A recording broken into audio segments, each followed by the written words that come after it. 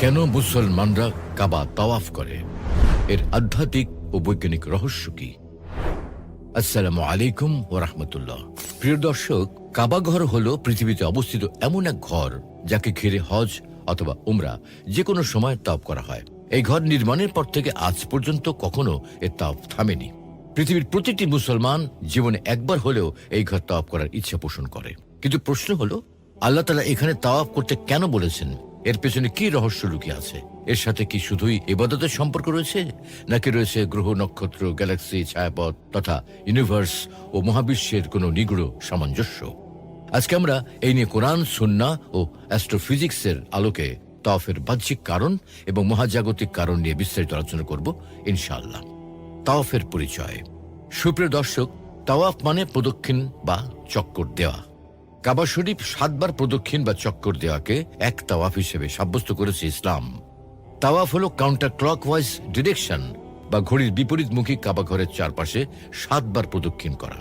কাবা চারিদিকে একত্রে ঘুরে মুসলমানেরা এক আল্লাহর একাত্মতা প্রকাশ করার জ্বলন্ত উদাহরণ। সপ্ত আসমানের উপর বাইতুল মামুর নামক একটা মসজিদ রয়েছে, যেখানে ফেরেশতারা নিয়মিত তাওয়াফ করে। হযরত আদম আলাইহিস সালাম যখন জান্নাতে থাকতেন, তখন উনি ফেরেশতাদের তাওয়াফ করার স্থান বাইতুল মামুরকে লক্ষ্য করেছিলেন। দুনিয়াতে আসার পর আদম আলাইহিস সালামের ইচ্ছা হয় এই পৃথিবীর মাটিতেও এরকম একটা বাইতুল মামুর থাকবে, যেখানে তার সন্তানরা নিয়মিত তাওয়াফ করবে। মেরাজ রজনীতে রাসূলুল্লাহ সাল্লাল্লাহু আলাইহি সাল্লামও বাইতুল মামুরকে দেখেছিলেন, যেমন হাদিস রয়েছে। এরপর আমাকে বাইতুল মামুরে উঠানো হলো।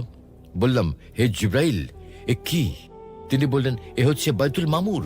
প্রত্যেক দিন এতে 70,000 ফেরেশতা তাওয়াফের জন্য প্রবেশ করে। তারা একবার তাওয়াফ সেরে বের হলে কখনো আর ফের তাওয়াফের সুযোগ হয় না তাদের। আর কাবা ঘর হলো বাইতুল মামুরের ঠিক সোজাসুজি নিচে।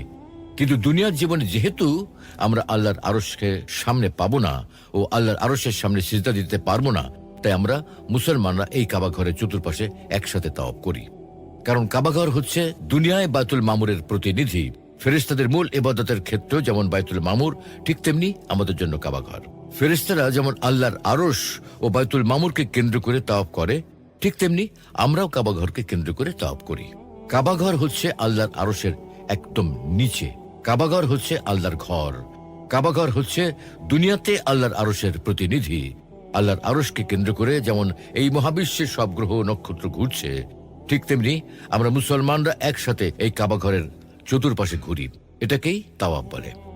এই তাওয়াফ করার আমলটা আল্লাহ সুবহানাহু ওয়া তাআলা হযরত ইব্রাহিম আলাইহিস সালামকে শিখিয়েছিলেন।